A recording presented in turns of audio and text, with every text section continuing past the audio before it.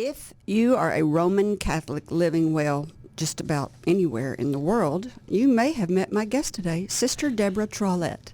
Sister Deborah, well known for her 22-year career of excellence as the teacher, principal, and president of Mount St. Mary's Academy, an all-girls high school in Little Rock, Arkansas, has been busy.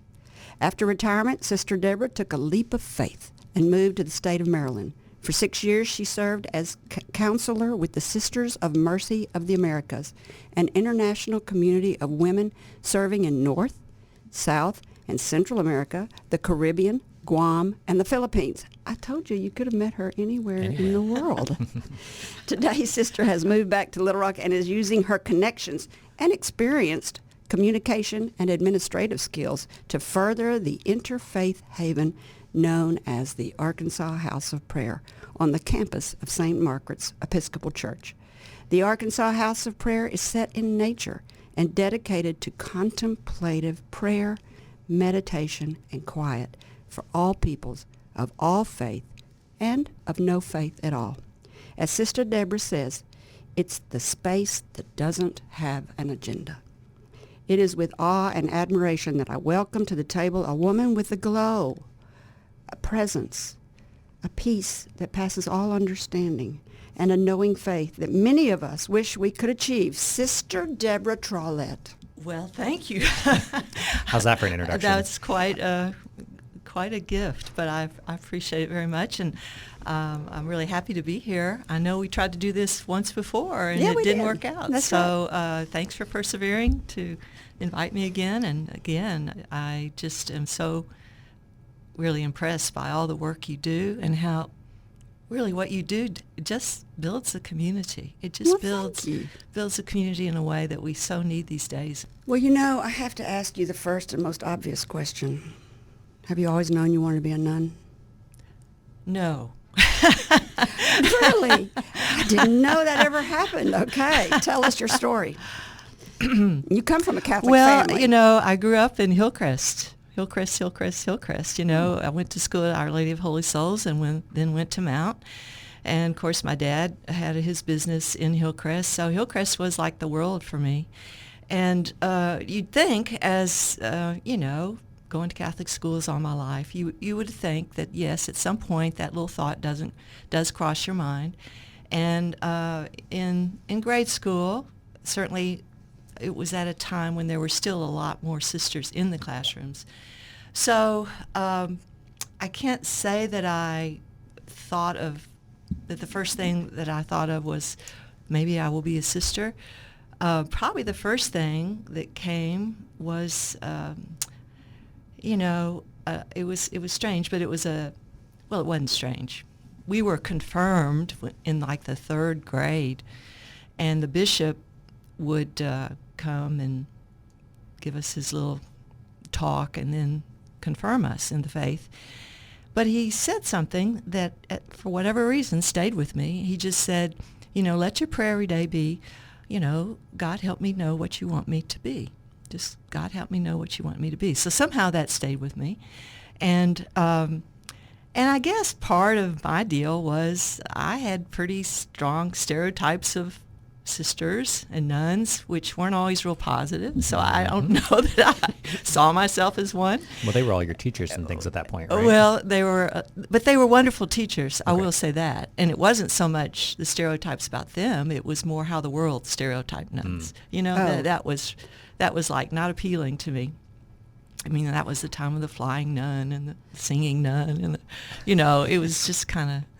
I thought you were going to say mean nuns. When I think of stereotype, I think of not flying nuns, but mean nuns. Well, the mean nuns and the ruler. Yeah, yeah. Using the ruler and all that. Yeah. I heard that most of my life. But that's not true. Let's just say it wasn't my experience. It takes all kinds, Yeah, no, I've heard the horror stories, but no, I think what happened, and again, maybe it's where you are in your faith journey and your spiritual life or whatever. Or part of it was adolescence, but I got to Mount St. Mary, and the sisters there they just seemed different to me. They were very young, vibrant. They were strong. They were leaders. And again, it wasn't like immediately I started saying, I think I want to be a sister. but it was just, I think there was definite impact there. There was no aha moment? There was an aha moment, but it came from outside of me. I was listening, you might say, well, it came from inside and outside. I was a student body president, and I had just been elected. And I had a theology teacher that junior year. And she just came into our first class one day, and she just said something like, well, okay, do you want to know Jesus? Do you want to know Jesus? And, of course, it hit something in me funny. It was almost like there was this resistance that went up, and I was like, what? I've been in Catholic schools all my life. Of course I know Jesus. What is she talking? What is it? But I think it was defensive because she was getting at something that perhaps in my faith journey I had not really, grappled with, a personal relationship. And so that day, that question just didn't leave me. So the first question, I guess, wasn't, do you want to be a sister, or do you think you're going to be a sister? Or are you called to be a sister? It was, do you want to know Jesus? Do you want to have a deeper relationship with Jesus Christ? So, that stayed with me that day, and I can't deny it. So you might say that was one of the aha moments. So the first question really wasn't about being a sister. It was about this relationship. So then, fast forward, I was student body president, and guess what? The sister that had that class became the sponsor.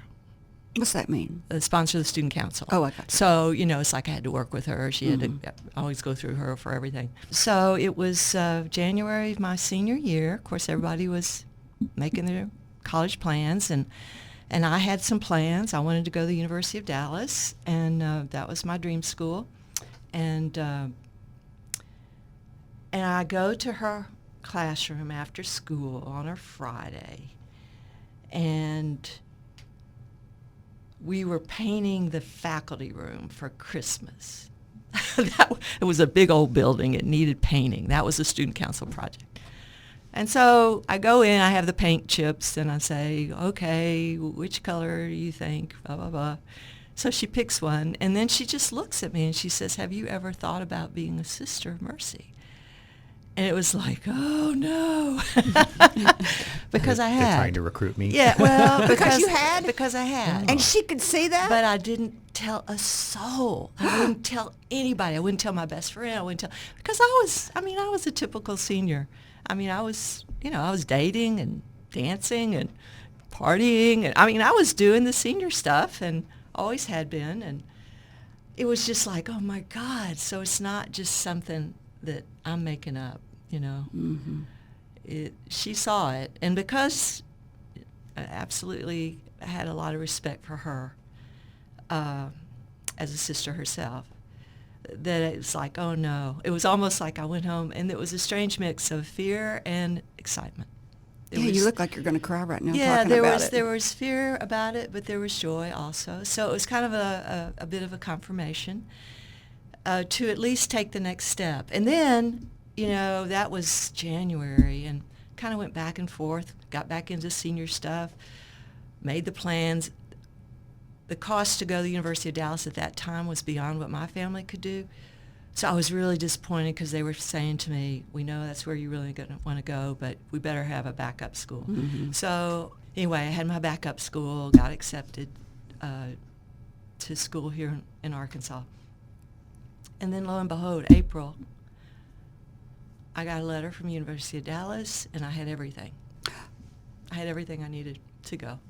Part of why I wanted to go to the University of Dallas was because they had this amazing program that your sophomore year, you spend a semester in Rome. Oh. And I knew people who had gone there, so that was all part of why I wanted to go. I wanted to travel, wanted to see the world. So when that happened, I thought, oh my, so that was, I guess you might say, I guess the way I interpret it was because there was moments I thought, well, maybe I'm supposed to go now, because my school's not opening up, and I really you thought maybe I was supposed to go be a nun now. Right now, yeah. But yeah. what'd you study in Dallas? I studied the regular freshman curriculum. Oh, you did? But I got down there, and of course, I guess this is how God works. It was just like kind of a song in my head. I couldn't get it out. It just kept coming. It kept coming back to me. So finally I decided it wasn't, you might say, oh my gosh, I wasn't like this wholehearted, yes, I'm going. It was more like, I've got to go find out. I've got to go test this out. So when I told my parents, they were like, what? After all, getting you to the University of Dallas and blah, blah, blah. But then, and my mother, she had a harder time with it. I think because she was a mom. I mean, she had 6 kids. I mean, how could she imagine? Even though she was Catholic and everything, she wasn't one of those moms that kind of dropped the seed that maybe one of her children would be a priest or a nun. She never did that. Never. Mm-hmm. She's thinking right now, no grandkids. Probably. But I have 4 sisters, so she just had a harder time with it. But then I remember right before I was supposed to go. Go where? To Dallas? No. To Rome? No, to St. Louis. That was where I entered. Oh, that's where you entered, going to theology school. Going to the Sisters of Mercy. You enter as just as what they call a candidate. So you're not really committed. You get to go and see. And so it's a wise process. Right. I mean, and actually it takes a number of years. It takes a lot longer for that life commitment than most people spend preparing for marriage. I mean, I can tell you that. I mean, this is years and years. Well, I hope so, because you're married to... Well, you got a lot to sort out. You got a lot to grow into and figure out. But... and say yes to, I guess. That's the bottom line, what you say yes to. How long did you go to... Well, I was there 2 years as a candidate, and then if you progress, and it's a mutual decision, the community has to say, yes, we see this, and you have to say, yes, I want to take another step. Then you go to what is required by the church called a canonical year, novice year, novitiate. It's really kind of the engagement period. I mean, it's really a more intense study of theology and the vows. And of course the Sisters of Mercy are very much a active order. There are different kinds of religious orders of women. And ours is very active, called apostolic. So we do a lot of works. What kind of works? Oh, teaching, education, healthcare, social work, you name it. Everything. Just about anything. Sisters of Mercy say you can be mercy anywhere. Is that what Mother Teresa was, Sister of Mercy? No, she's a missionary charity. Oh, okay. And this could be another whole conversation, but of course other religious orders are contemplative. Right. Monastic. They like the Benedictines are a monastic order. They live on a monastery. Live in a monastery. I can see the echo. Yes, yes. And then in Little Rock, of course, we have the Carmelite sisters.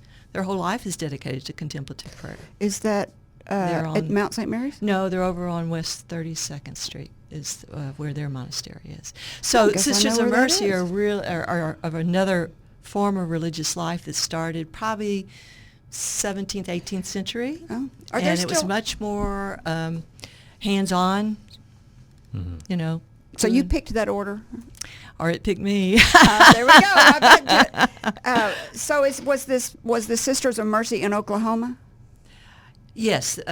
Because you were there 9 years. Is that what your 9 years was about? It was at a high school that the sisters sponsor there. Is it a co-ed? Co-ed. And but in 1989 you moved back to Mount St. Mary's. It's all girls. Yeah.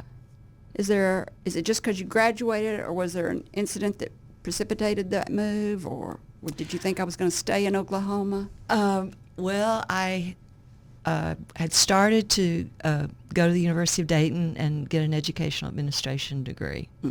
I was doing that in the summers. And then the opportunity came to come back to Little Rock, come back to Mount St. Mary, which this school, I love the school. I don't think I'd go back to my high school. Right. Would you go back to your high school? Not to work. I wouldn't go back there for any reason. All right, go ahead. Well, so you go the opportunity was there to be an administrative intern. So I was trying to finish the degree, and then the invitation came, well, you can come and be a part-time teacher and really just have an internship here in administration. And that was appealing, and it was appealing to be closer to my family again and, be back. So I did that for 2 years, and then it was, who knows? It certainly wasn't in the plan when I first said I was coming back. But then the current principal decided to leave her position. So the position opened up. So I was right Principal. there. For I how was many right- years? Actually, only 6. And then you became president. And then became president. What's the hardest thing about being principal? The parents? Parents don't take this Obviously. wrong. But Obviously. we have one sister who always said, my goal in my life is to be principal of an orphanage. But Sisters it's of 'cause Mercy are funny. They are funny. We try to be very real. But no, parents. God bless parents. They have a hard job, and it's harder and harder to raise children these days. It's just harder and harder. So of course it's hard, and it's hard. I think, I always used to think about, in a way, I grew up in this, school in the 60s and the 70s. Mm-hmm. My parents had like 6 children, so I think in some ways, my parents and a lot of parents, they just entrusted their kids. Mine did. You just entrust your kids They to were school, naive as heck. and you just take care of them for us, and whatever you say goes. And if they're not acting right, you tell us, and we'll take care of it. Yeah. That was it. Yeah. My parents never darkened the door of any school I ever went to.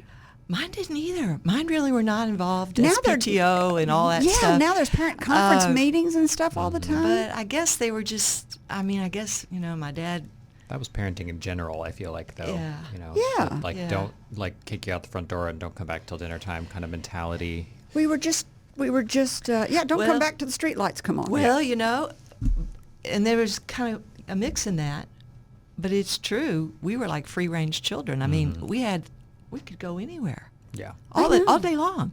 Well, and I think that made us learn stuff by experience instead of by reading about it or being fearful. I mean, I think there's so much on TV today that scares children Too half to much, death, and yes. parents too. Absolutely. It's So scary. I don't minimize the challenge that parents have, and I also don't minimize how difficult it is at times in a school to try to meet the needs of the parents and hold the whole school accountable and common good in the school community.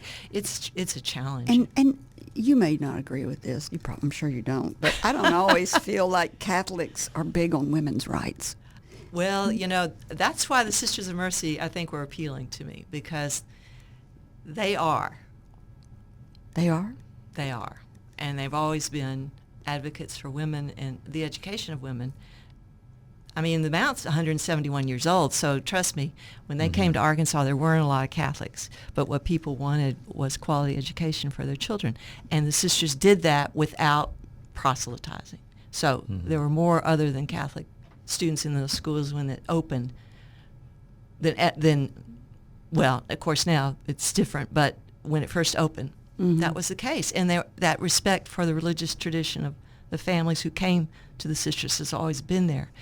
But the number one goal was educate the women so they can be and do whatever they're called to be and do. Mm-hmm. Is there a trick to remembering names and faces?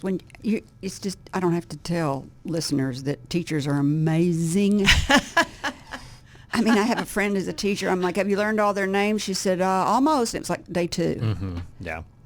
How do you do that? Do you have to go to school to learn to do that? No, I Like Dale Carnegie for teachers? It probably would have helped. I don't know. I think there's just something about, actually I love teaching more than I loved anything else in education. I loved it when I was a teacher the most. But so I think it's the relationship you have with those students that just, it's a gift. And so and of course I do make a joke. People talk about my white hair, and I say, well, I have names for each one of these. But you only taught for 6 years, and then all of a sudden you're now the president for the next 12 or something years. Yeah, and You got it was. promoted to I wasn't president. as close. I wasn't as. I didn't know the students as well.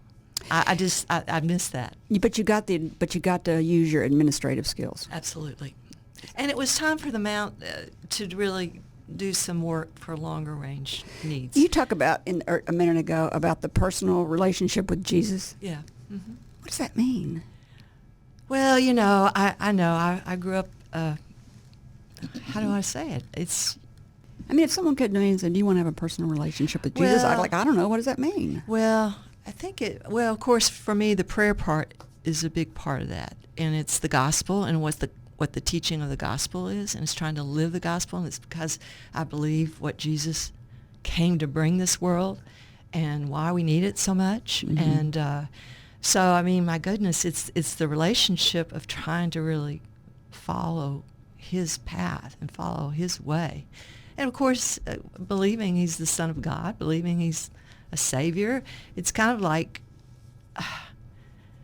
I guess it's, of course I have the necessary humility to know God's God and I'm not, but the personal part brings me into a kind of relationship that just makes it easy to talk to God, easy to talk to Jesus, easy to relate, easy to feel forgiven, easier to feel encouraged, easier to be challenged by what he said and did, and then to know that's the call. I mean, it just makes it not just what's in a book. It just makes it more day to day, like walking True faith. in his presence. Yeah, but now it's not always felt presence, you know? It's not always feel good. It's, that's a walk of faith. Like having a personal relationship with anyone. Absolutely, absolutely. And there's Not always sunshine and roses. And they're not always present, but they're still in your mind all the But they're time. with you in your heart. And it's like that's where you think, I mean, of course, the indwelling of the Holy Spirit, God dwells within. Of course, with contemplative prayer and the house of prayer and what we're about, we really encourage people. How much do you pray a day?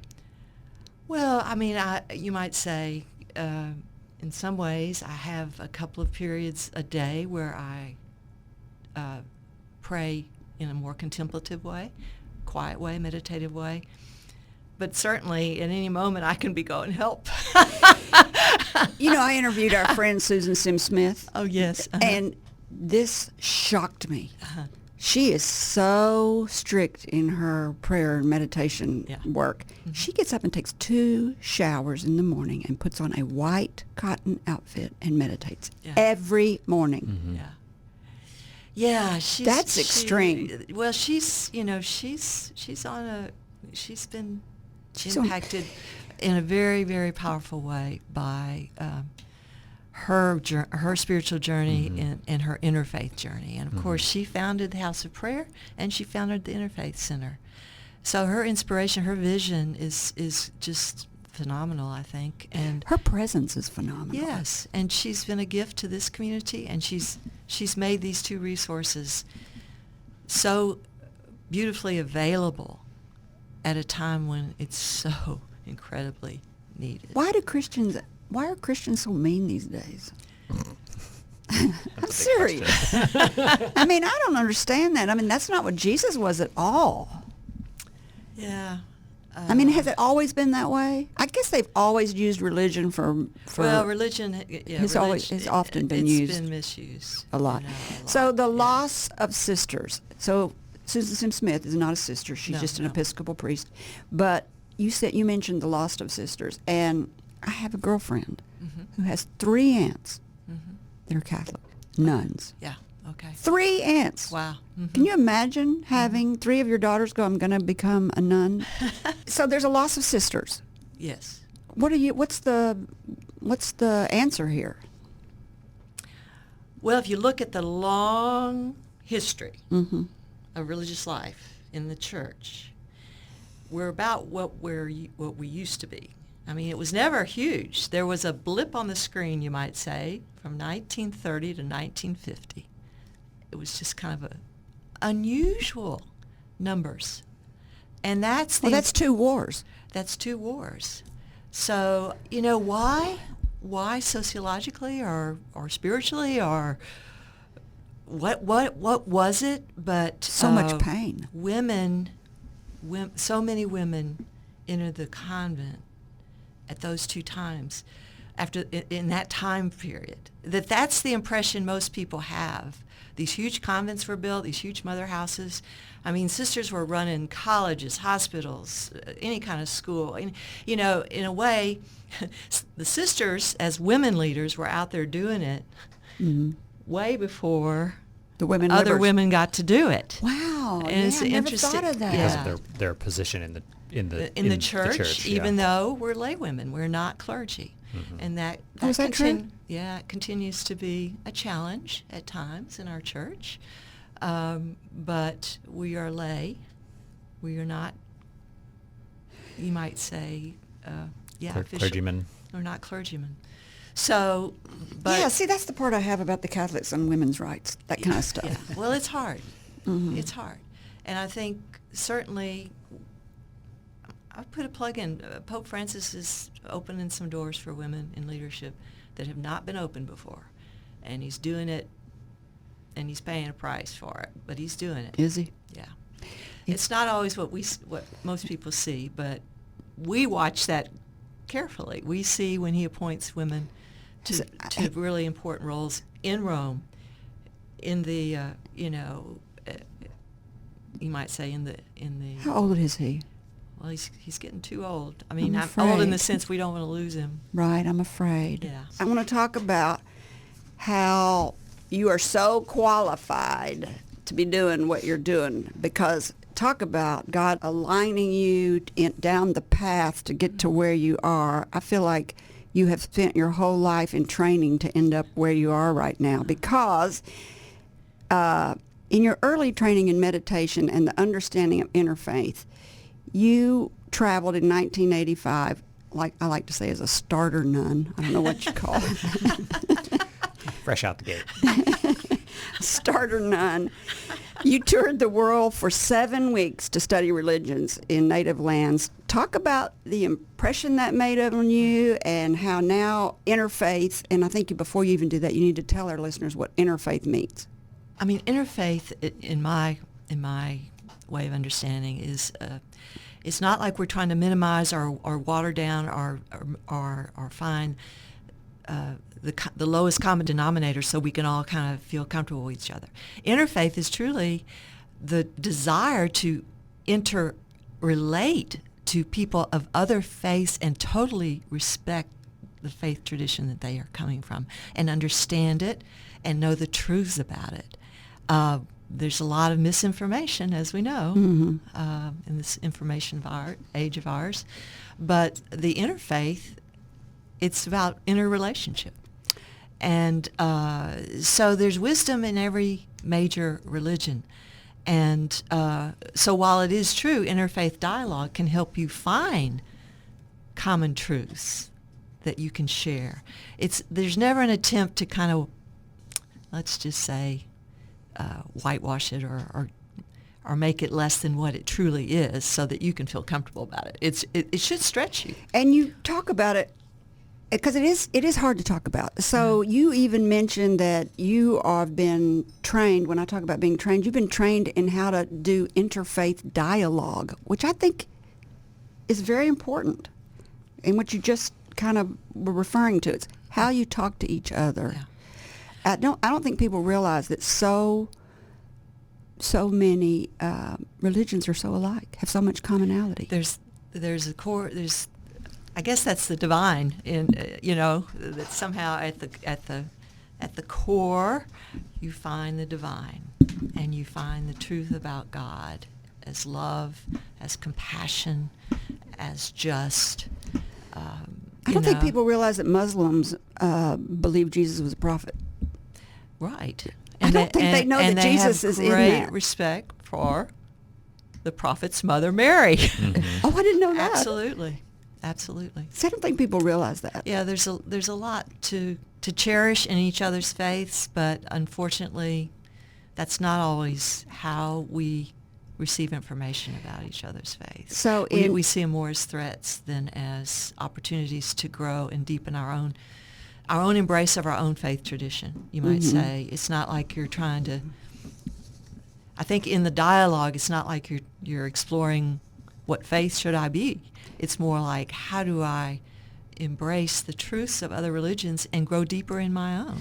Yes, I believe some believers are isolationists in all religions, and that's dangerous because it creates We, they. Mm-hmm. We, they. Mm-hmm. Well said. So in 1985, as a starter nun, you went to, you traveled the world and studied religion in other lands. Talk about that impression it had on you. Well, it was life-changing, and I have a friend from first grade who always says, join the convent, see the world, and it truly happened for me. And Wow. But it was my roommate. I joined a group. There were 150 of us from all over the world, not all U.S., but everyone could speak English. We met in New York. We had an orientation. We traveled from there to the sites of origin of every major world religion. Every major world religion was well represented. How many are there about? Well, I mean, we studied, of course, Judaism, Christianity, Buddhism, Islam, and then, of course, with Hinduism. And so then we went to Korea. We studied Shinto, and so there were. But in terms of, you might say, there's the Abrahamic religions, Mm-hmm. which is Judaism, Christianity, Islam, And you call them Abrahamic because? the common father of faith Is Abraham. Mm-hmm. See, I don't think people know that either. Yeah. But this is important little piece Okay. to it. My roommate was a Buddhist nun from Nepal. Her name was Anoja, and she was beautiful. She wore these bright pink robes. She was beautiful. And of course, I guess they put us together. We were the two nuns on the whole trip, a Buddhist nun, Catholic nun. But anyway. Oh, so this wasn't a group of nuns? No. Okay. These were mostly college age young people. And so the schedule was grueling, but it was wonderful because where we were going, what we were seeing, who we were visiting. We were like ambassadors. We had incredible speakers, teachers. Huston Smith, who wrote the World Religion, the classic on world religions, he was part of the faculty for this thing. So, but my point was the schedule, and of course I would be like, barely making it, barely getting up in the morning, barely getting my coffee, and I would look over in the other bed, and there would be Anoja. She would be sitting up perfectly, having this peaceful, serene, meditative state. I would be just like barely rolling out of bed. And I just remember one day I just looked at her and said, Anoja, tell me what you do. Tell me what you're doing. And so I have to say, she probably taught me. She was the first teacher for me about meditation. And I thought, well, gosh, surely within Christianity there is a tradition about, and sure enough, then I started finding it. So that's when I started studying Christian meditation. What is Christian meditation? Well, certainly it's rooted in our relationship with Christ. Is it not prayer? It is prayer. It's a form of silent prayer. It's a way of quieting your mind. It's a way of, you might say, using, the first form that I studied was a Benedictine monk, John Maine, and he used the mantra as a way to quiet your mind. You repeat a word or a phrase continuously, and that is your intention for prayer. How do you find that? How do you know what that should be? You just pray about it, and the Spirit will reveal you. So everybody has a different one. Everybody can have a different one. And it's not so much what the word is, it's the intention behind the word. What your intention is to deepen your relationship and to be in the presence of the presence, you might say. And so it is a process whereby you can your mind quiets. But as you started your program with, I thought it was so important, the skill of listening. It really is a gift that we need to cultivate. Mm-hmm. The capacity to listen to the Spirit within. Because as Christians, we believe we have the indwelling of the Holy Spirit. So, of course, the Spirit can speak to us a lot of ways outside of us, but so often we don't trust what we're hearing, or we can't even hear what's inside of us, or we don't trust it. Well, there's so much noise. There's so much noise in my head. Exactly. It drives me nuts. How do you quiet that mind so you can listen more deeply And that's a Christian meditation skill, or something you're trying to learn. That's one form of Christian meditation. And then probably after I practiced that, and actually you mentioned Subiaco, Abbot Jerome Codell taught me more about Christian meditation. Used to go up there for retreats. And then in the late 90s, I became,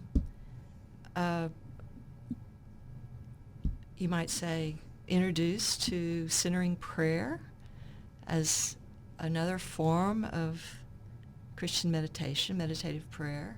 So I've been practicing centering prayer probably for about 20 years. Are all nuns like that? No. See, she's been in training for this job she's got. Well, all nuns, let's just say this, in a way, and it's true. Technically, I'm a sister, not a nun, and that could be another whole conversation. Oh, really?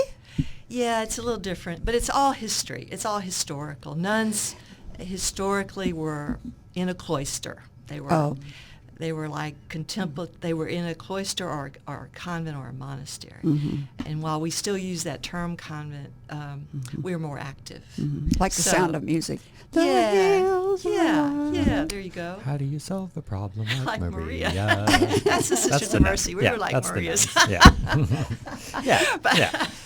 But anyway, so long story short, so centering prayer became a prayer practice that I have embraced, and then I had the great, amazing pleasure to meet Father Thomas Keating, who really brought centering prayer and opened it back up to. Is he an Arkansan, or is that a national person? He's international, but he really. What's his name?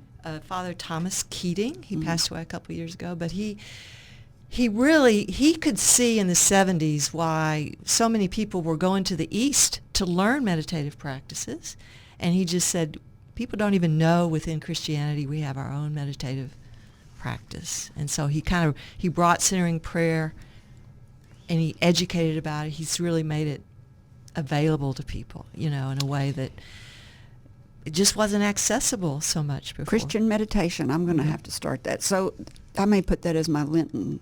That's what I need to do for Lent. Come to the house of prayer. It's That's quiet. right. We're going to talk about that. That's what you're going to teach me how.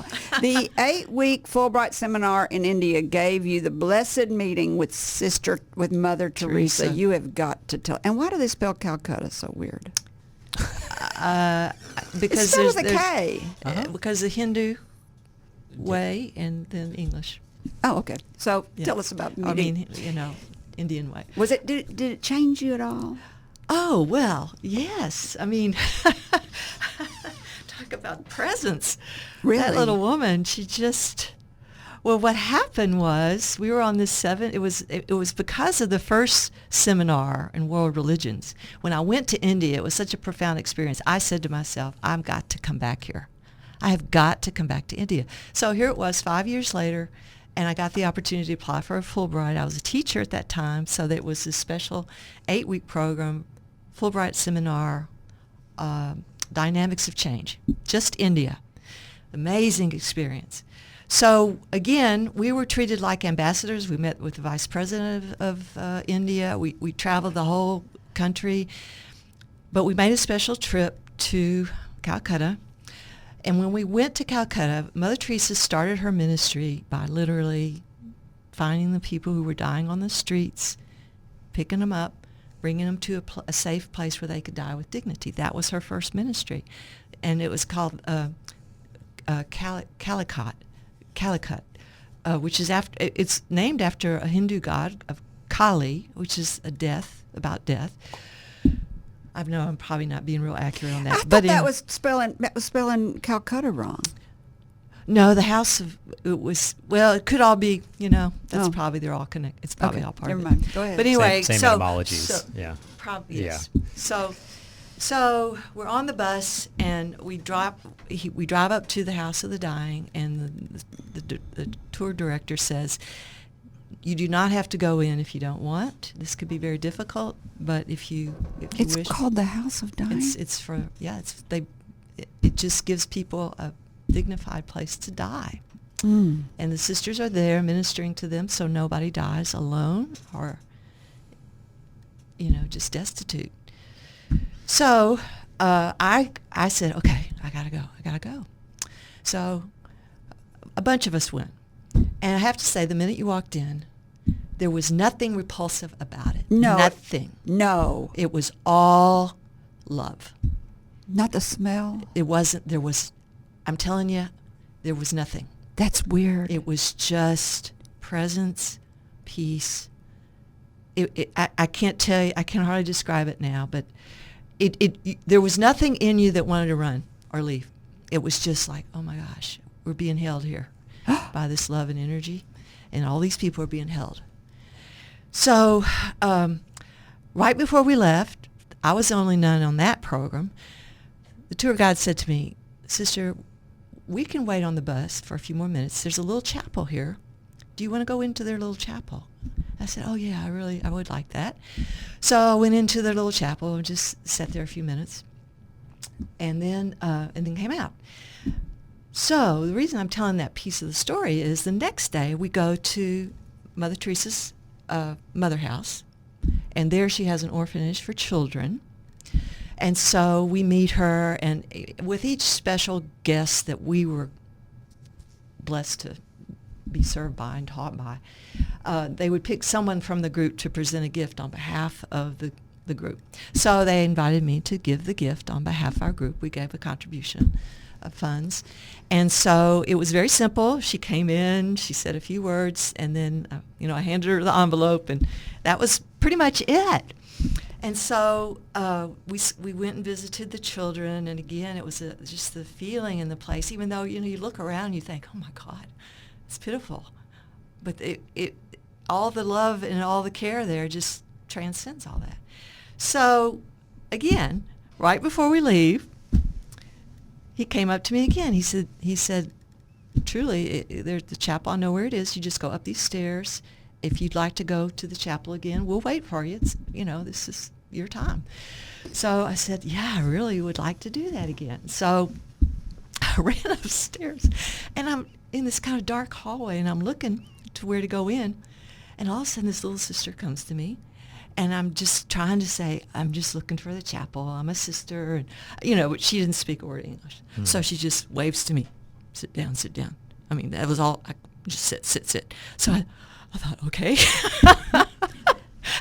So I sat down, and then lo and behold, the next thing I know, Mother Teresa herself is coming down the hallway toward me, and she just, I stood up, of course, and I was just speechless, and of course she speaks English beautifully, and so she took my hands in her hands.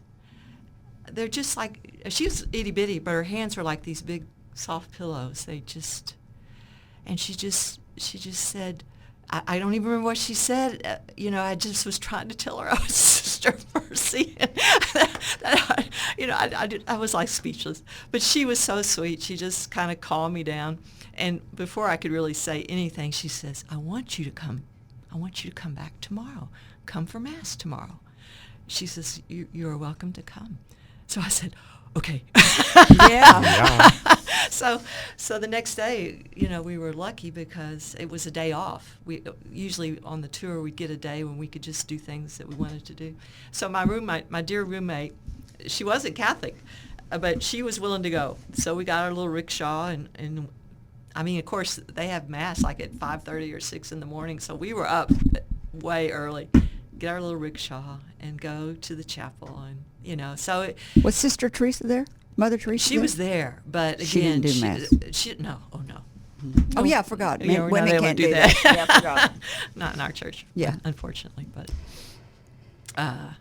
anyway, it was just one of those things you just say, oh gosh, but So that speaks to the things in life that you cannot see. no, There's no reason Exactly. that all of that should have happened. that's right. And just to have It was just the such house of death to be so lovely. It was- I mean, what? Yeah, how can you explain that except We are something- doing stuff wrong here. Yeah. Here in America, we're doing something wrong. So Sister says that spiritual, she talked of spiritual poverty and loneliness she says there is spiritual poverty and loneliness in the developed worlds. And you don't think about that. You think we've got everything. Materially, we do. And we have, and I guess that's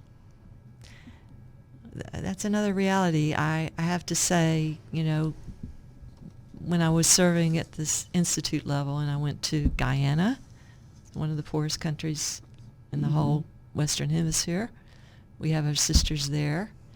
I went to Peru, went to Argentina, Panama, Jamaica, and when you see the poverty there, it can be very, very repulsive in a way. I bet. But then when you connect humanly with the people, it changes.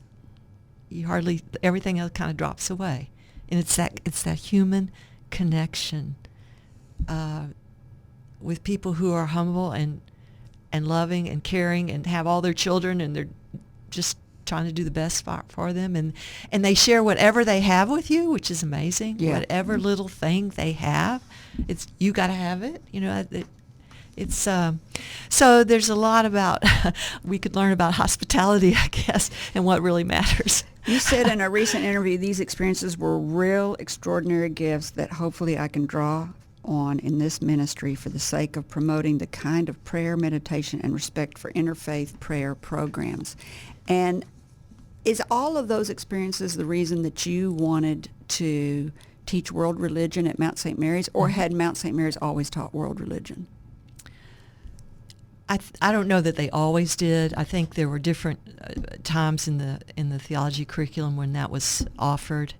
When I was there, I taught a course called Adult Faith, and I tried to keep it in a wide venue, and I tried to let the students tell me what they wanted to study. And the premise was, adult faith is not childlike faith, childhood faith. You've got to open the questions. You've got to be willing to engage the questions, and find reliable sources, wisdom sources. So, world religions, they wanted it. They really wanted it. So, all religions believe in an afterlife? No, not necessarily. No. Do all religions believe in love thy neighbor? Love thy neighbor. You can in- find it articulated in different ways, but yes. So this opportunity that we have, and it's the 11th or 12th year, because they started it on the 10th anniversary of 9/11. And out of fear. It had to be kind of, let's just do something counter to the fear. Let's do something that brings the community together. So the Muslims are afraid. The non-Muslim, the Americans are afraid. Yeah. Everybody's just kind of afraid of each other and lashing out in every way they can.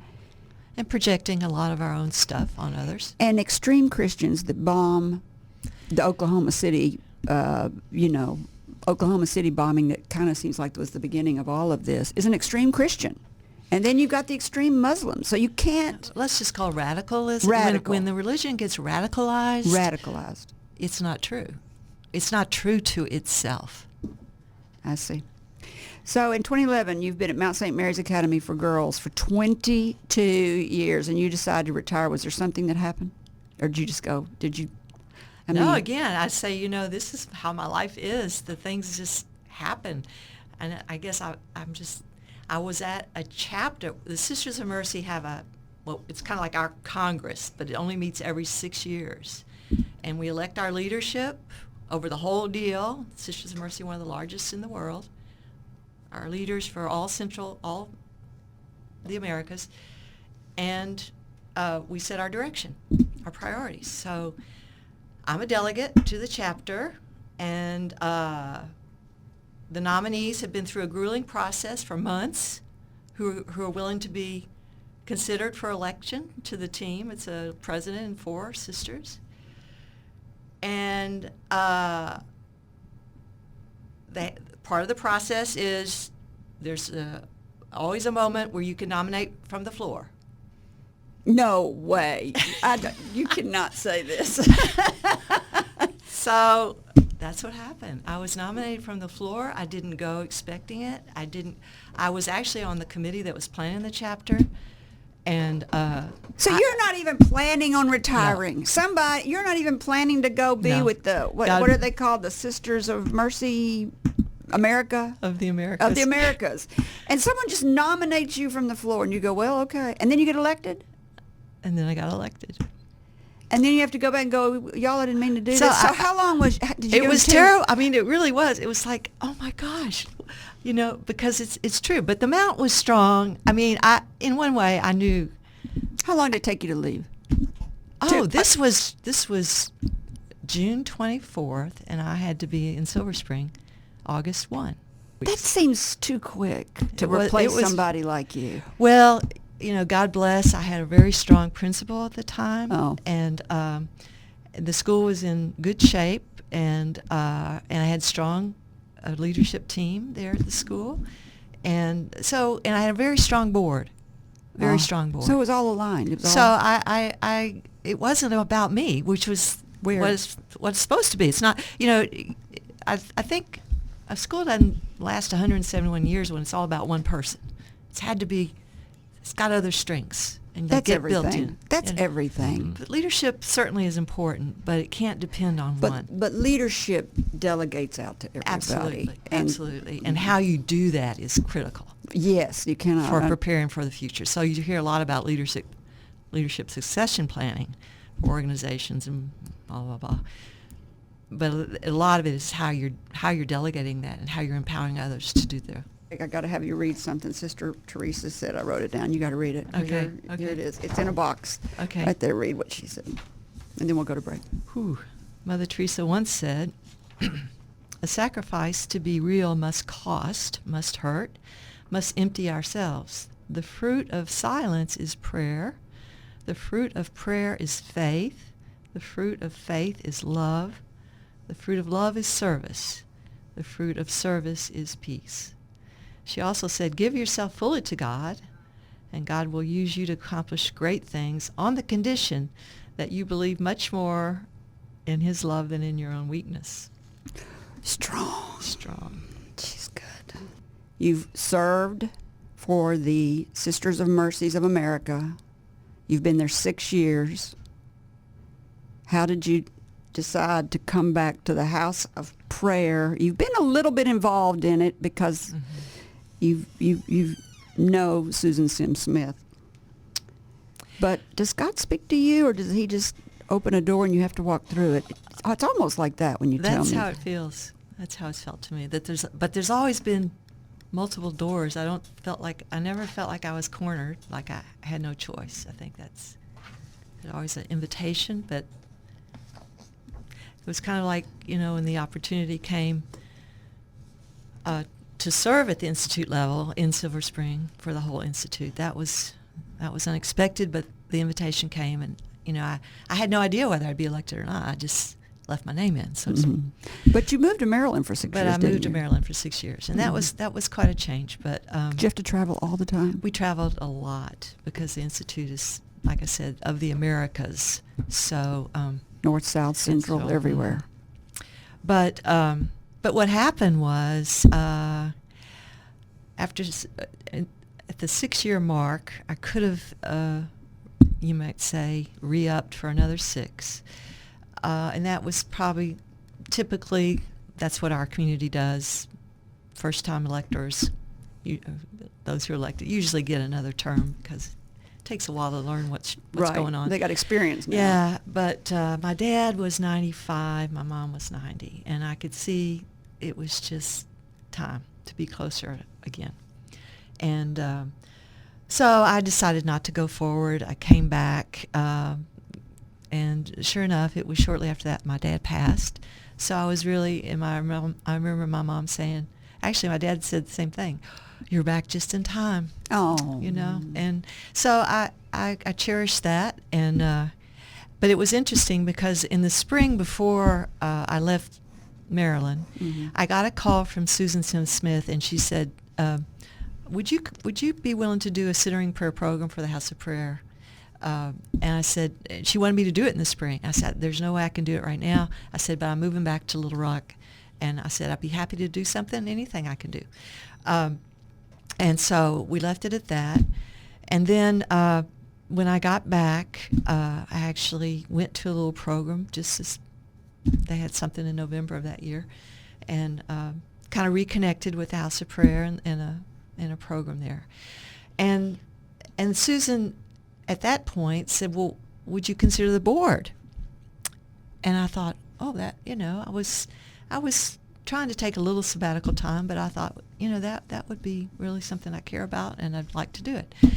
So the first board meeting that I was going to attend was actually, ironically, the day of my dad's service. It was in January. And I'm literally reading the minutes of the first meeting that I missed, and they are looking for an executive director. And it was just one of those moments. I just said, oh my. I'm free. Yeah. I've got time now. And the backstory, a little bit of the backstory, was when Susan she invited me back in 2006 or 7 to be on steering committee. She envisioned the thing. It was in process. They were building it. And she invited me to serve. So I remember I couldn't do it as I wanted to, but at the time that the House of Prayer was dedicated, she invited very graciously faith leaders from all over the city to come and be a part of the dedication. And in the center of the House of Prayer, there's really only two symbols, you might say. There's heaven and earth. And in the center is this like 14 feet of you're grounded at the House of Prayer, literally. What do you mean? There's in the center of the House of Prayer is a light, a skylight? There's a skylight, and then there's earth. Oh, and it just shines right down. It's just right on it. But the ground, it's all ground, 14 feet down. So it's just ground. You're connected to the ground. There's no other structures. Well, it's farther than 14 feet down, isn't it? It probably is, but whatever it is, to the foundation. Oh, I see. Yeah. I see. But anyway, that's where she invited the faith leaders to bring soil from their places of worship to contribute to this beautiful meditation space. So, of course, I brought my Mount soil. So, can you believe? And then I thought, oh my gosh, here I am. It was 2007 to 2018. That's 11 years later. So God speaks to Susan Sims Smith in prayer. Yes. He speaks to you in actions, I think. I mean, in events. So let's talk about the space. Let's describe it. So it's on the campus of St. Margaret's. St. Margaret's. Who is St. Margaret? St. Margaret of Scotland. Oh, okay. Mm-hmm. So it's on the campus of St. Margaret's in West Little Rock, Arkansas. It's on like 5 acres of beautiful wooded area. And where do you park, and when can you go? And well, you can go Monday through Thursday, 9 to 3, and you just go to the church office, and they'll issue you a little temporary key fob, and that'll give you access if you're a first-time visitor. On the weekends, we have volunteers who help us, so it's open from 12 to 4. Again, you can just come. But if you we have so many people who just find it as exactly what it is, a spiritual haven, place of healing, place of peace, place of nurturing, a place of, just connecting, quiet. People come and they use the little reading room. People come and work on they do their work there sometimes, but it's just the quiet, But if you really find it appealing and just you feel attracted to this in terms of your own spiritual path, you can apply for a little key fob. So it's 24/7 access then. And it's I'm having a bad day, and I'm like, I've got to find a place, a quiet place. And so it's Monday through Thursday before 3:00. It's my first time, and I pull up to St. Margaret's. Mm-hmm. I go in the office. You just say, I'd like to visit the House of Prayer. And she gives you... and she will give you a little key fob. and you go over there, and there could be somebody in there. Absolutely. That's why the only thing that happens in the house of prayer, you might say, is silence. There's no worship services. There's no chanting. There's no rituals. There's no bells. It's just silence. But that silence, all I can say is the energy and the intentionality of everyone who comes in there, whether they're seeking or whether they're contributing to the silence out of their own spiritual fruit. The fruit of silence is all those things Mother Teresa said. Then you get it the minute you walk in. It's like surround silence. Surround silence. So is it round? Yes. It is round. And so you don't make eye contact? There's no need to. You shouldn't, I would think. It's, Are you ever going to hold one of those silent retreats where, like, you can go to Dallas, Texas and go to these silent retreats for 5 days or 10 days? Do you all ever consider doing something like that? Well, we're looking at having amazing spiritual teacher come that Susan knows personally. His name is Swami G, and he's a Hindu teacher, but he teaches silent meditation. And he may be coming next spring or next summer for 2 or 3 days. How do you teach silence if you can't talk? No, seriously. Well, you teach about silence, and then you experience the silence. And then it goes on for how many days? Well, that depends. I mean, there are in the Christian tradition, you can go on 5 to 8 day silent retreats. It's not unusual in our own tradition. But there's nowhere for anyone to stay out there, so you couldn't do that. Not at our house of prayer. Now, there is another house of prayer, Arkansas. There's Arkansas House of Prayer. There's Hezekiah House of Prayer. It's about an hour and a half from here. It's wonderful little hermitages, you might say, little houses. And you can go there and just... Is it non-denominational too? It can be, yes. It's of course it's in the Benedictine sisters started in the 80s, but it's open to anyone of all faiths. And where'd you say it was? It's in New Blaine. Never heard of it. New Blaine, Arkansas. It's this side of Subiaco, about 6 miles. I was going to say, that's not the same as the Sisters of Saint Scholastica. Yes, they founded it. Yeah. And now, actually, 2 of our sisters are helping with it. So there's kind of a collaborative thing. But you can go there and spend the night. And you can go for 2 days. You can go for a week. You can go for whatever.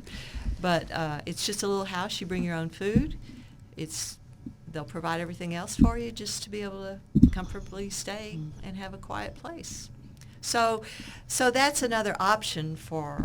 In fact, people have come to House of Prayer and asked me, like, is there any place I can go overnight? And I said, well, unfortunately, we can't do that, but here's an option for you. Do you have security issues?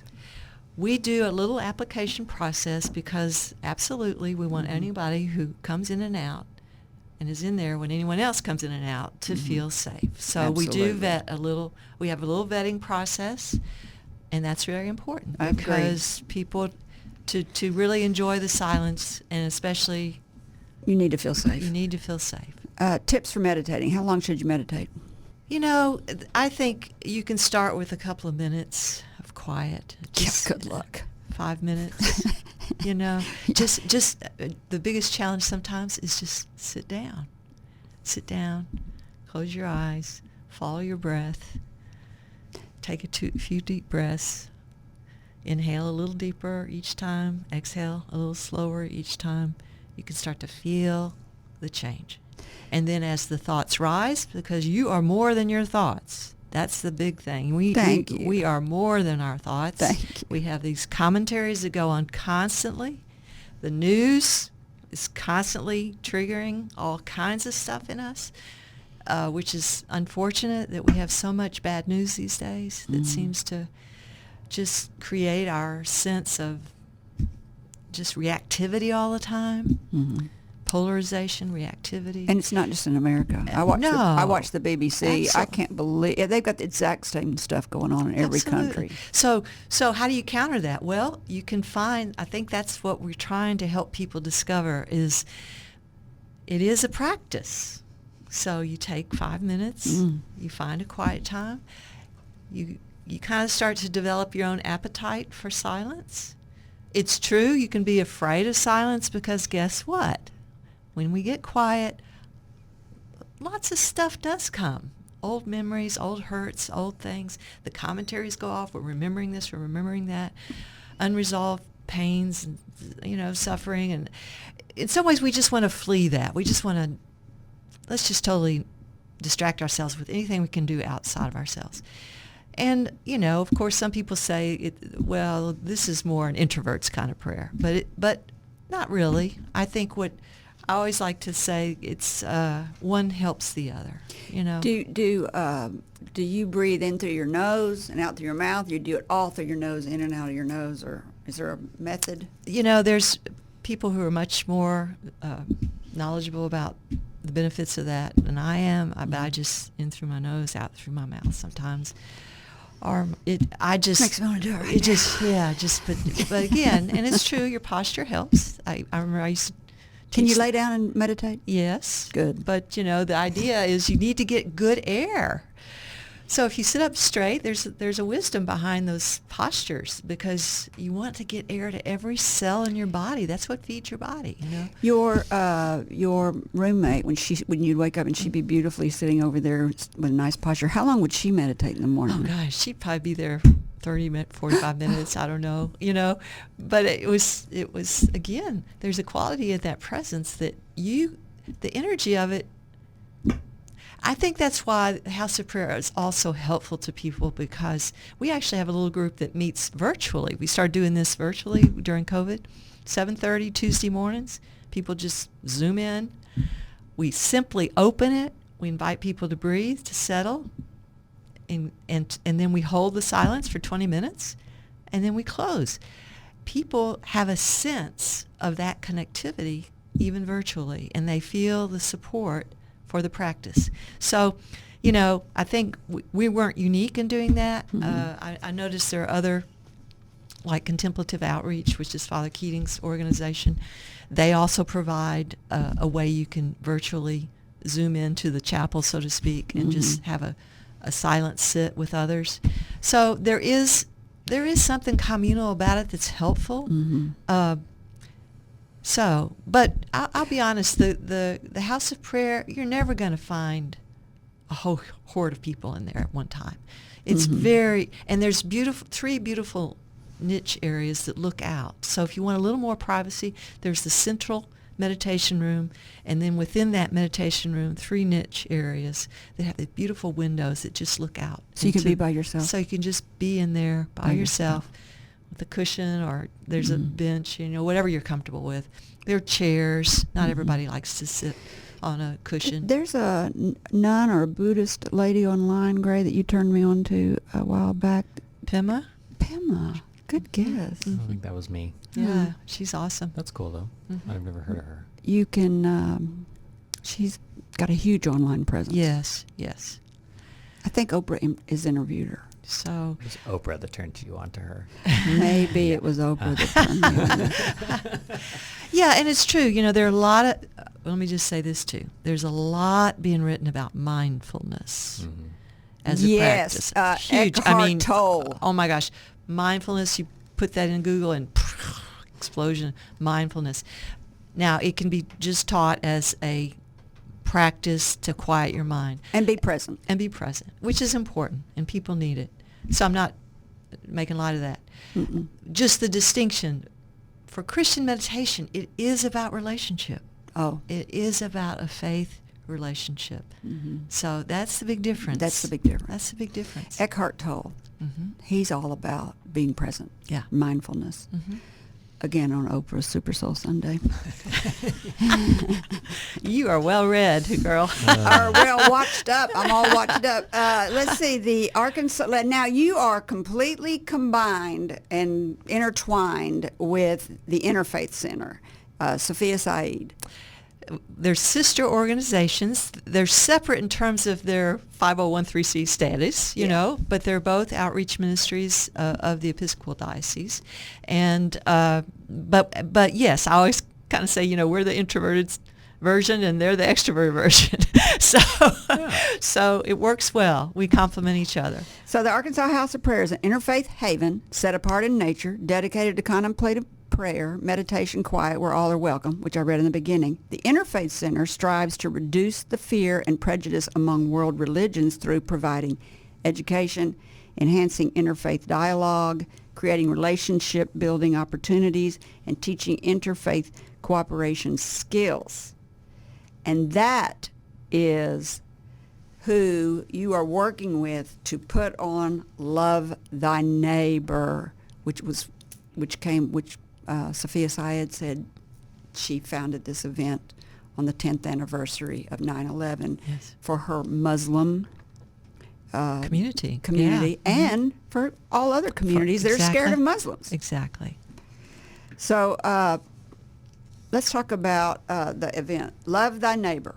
It begins as a peace-oriented service on the grounds of the Arkansas House Fair, but it is now House of Prayer, but it has now moved to St. Mark's. St. Mark's. It outgrew. We outgrew St. Margaret's, and of course, we're so happy that this year we're going to gather in person again. We had 2 years of virtual because of COVID, and this year, so we're just thrilled to be back at St. Mark's, and we always had kind of the community meal after It's a wonderful combination of prayer, wisdom, music, wonderful music, just uplifting, and always a very special guest speaker.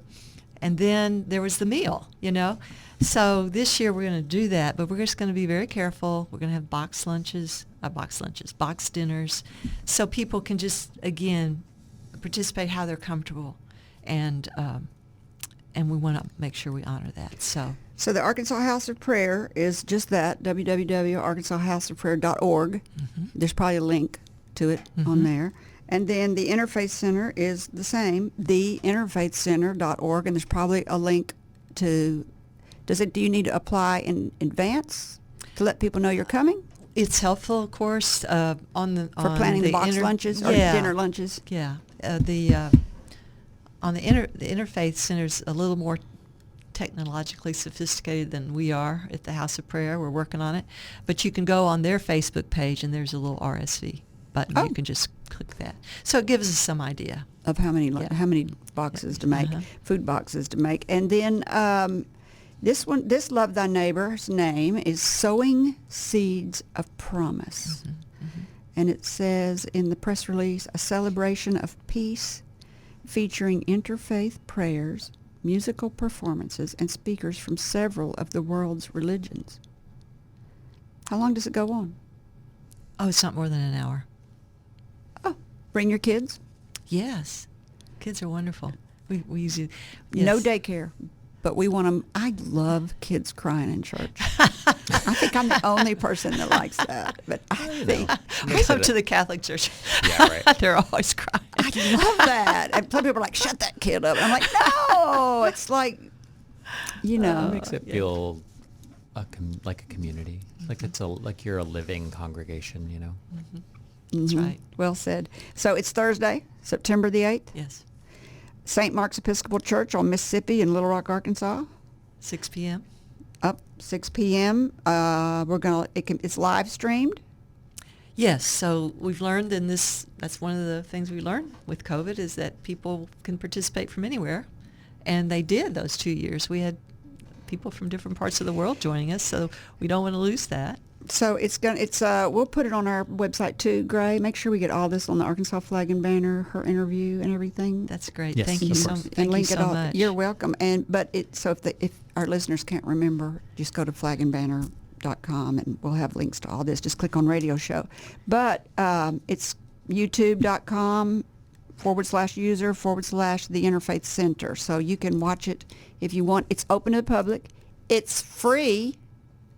What can you do free? Masks are encouraged. I like wearing masks when I'm in a group. Yes, we totally respect that. Well, your mother's 95. Exactly. You need so to be I wear wearing a mask. I know. You've got a special guest speaker. I cannot say his name. You're going to have to say it. Here. Oh, I have it right here. Imam Khalid Latif. There you go. University Chaplain of New York University, Executive Director of the Islamic Center in New York University. He's worked with New York Police. Princeton University inspired him. He's worked with Rabbi, and here's another one I don't know how to say. Yes, Yehuda Sarna. Mm-hmm. Very good. He's the co-founder of Mini Institute of Multi-Faith Leadership in response to the new to NYU students who sought opportunities to cross over faith boundaries.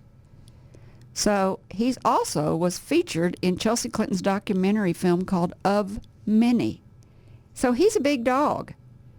We're blessed to have him, and I attribute this to Sophia. She is an amazing.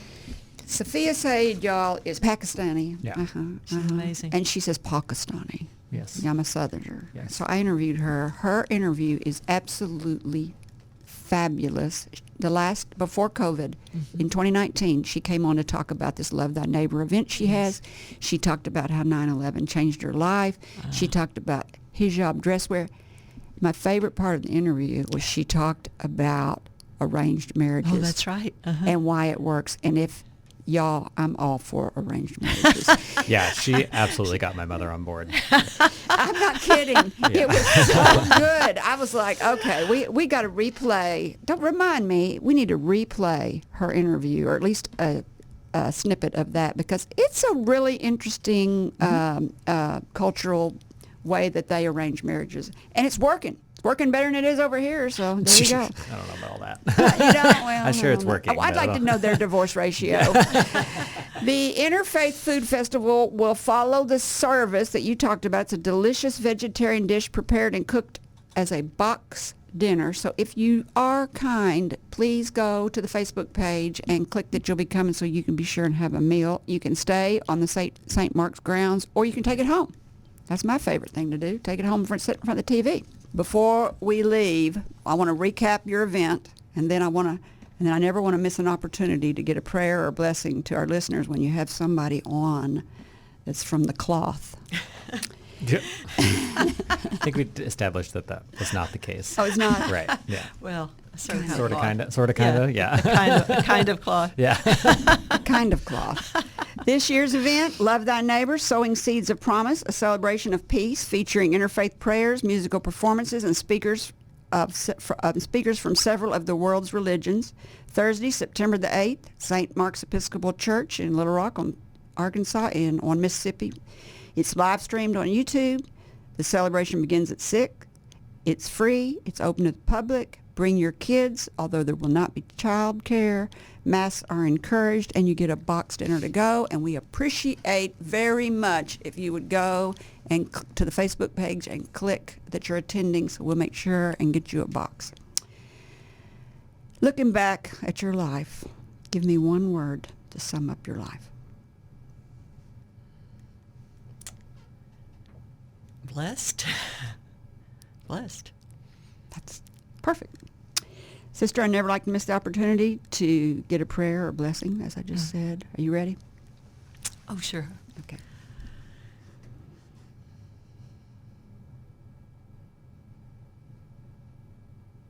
Most gracious God, we thank you for this time that we've shared and the way that you have blessed the lives of all the persons who have tuned in this morning, the way you're present, the way you manifest in this world of ours that we call our common home.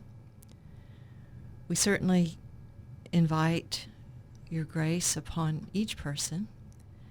We ask for a deepening capacity to listen to the needs of our world, to listen to the needs of one another, to listen to your voice as you speak in so many diverse and beautiful ways through so many diverse and amazing persons of faith and persons who are seeking faith or persons who are seeking, period.